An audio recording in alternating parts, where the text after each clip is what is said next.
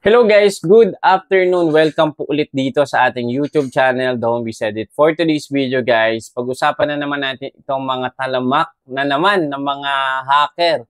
Gumagamit na naman ng phishing link.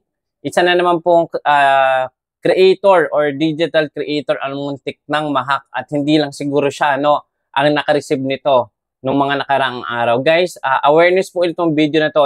Please pa-share po and pa-message yung mga kakilala nyo ng mga digital creator or pa-share nyo to sa wall nyo. Dahil nga guys, ang karamihan nare-receive ko ng mga concern, sir, na-hack po yung account ko, sir, na-disabled yung account ko. So, ito yung mga reason guys kung bakit nagiging disabled or nako-compromise yung mga account natin. Especially po ang tina-target nila mga pages. Okay? So, isa na nga dito si Ma'am Elocana Vlog in Hong Kong. Nag-message po sa atin kahapon ito. At nag-ask siya, sir, legit po ba ito? Okay, so sabi ko naman, buti nagtanong ka. Dahil kung kayo ay nag-fill out gamit itong mga link na sinesend sa atin, itong mga hacker or mga phishing link. So, ito yung next na, ayan, ito yung mababasa natin. Sabi dito, thank you for using Meta Services. Ayan, CC, nag-CC pa. Sabi dito, your post is breaking our terms. Naku, nag-iba pa ng script.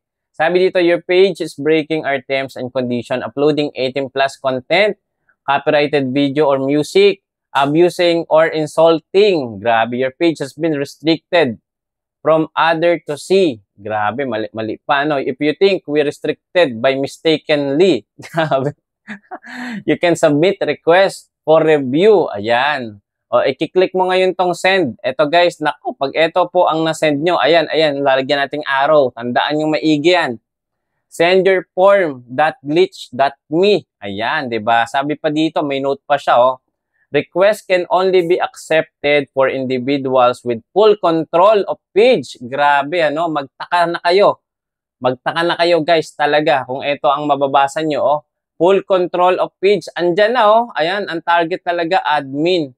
Para pag nakuha nila yung admin control or yung mismong account nyo sa page, nako, ikikik na kayo as admin. Okay?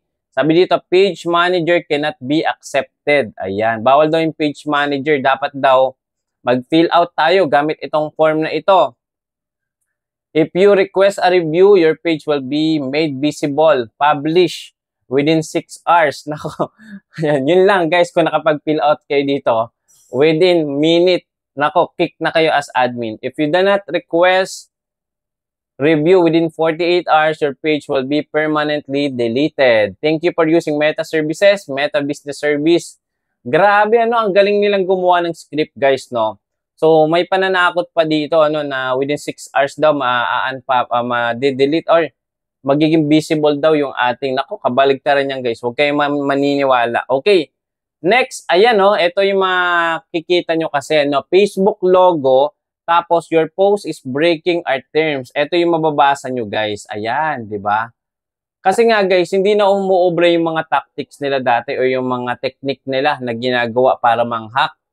Guys, sabi ko nga sa inyo, please pa-share tong video na to. Ang dami pang hindi aware dito sa mga kaganapan na ito. Kahit alam ko, kilala ko si Ranjod, muntik nang mabiktima na ito, buti na lang din nag-message sa akin. Sabi ko, wag mong i-fill out yan, phishing link yan, hacker yan, mako-compromise yung page mo. Makikik ka as admin. Lalo na guys, kung yung page mo ay kilala na at meron ng followers, guys, meron ng earnings. Ayan kasi yung tina-target nila guys Saglit lang, palitan ang inyong payout details dyan. Papalitan nila yan ng PayPal. Kung ang nakalink dyan is bangko. Ganun lang kasimple. Sila na ang makakakuha ng inyong sahod. Again, and again, guys, please, don't share this. Please, ayan, nagkakamali pa ako. Please, pa-share po ang video na to. Ayan. At wag, don't fill out this form. Ayan, okay? Itong mga form na to, ayan guys, tandaan yung maigi yan. Ayan. Okay, so sana malinaw, please pa-share po itong video natin at maging aware po tayong lahat, hindi lang po hindi lang bago, lahat po tayo posibleng mabiktima ng mga ganitong taktika ng mga hacker or phishing link. Okay? So, sana, please support po and please maging aware tayong lahat. Thank you so much. Don't forget to subscribe, hit the notification bell para every time na meron tayong upload na video, kayo po yung unang manonotify. Katulad po nito. Kaya ano pang hinihintay mo dyan? Mag-subscribe ka na.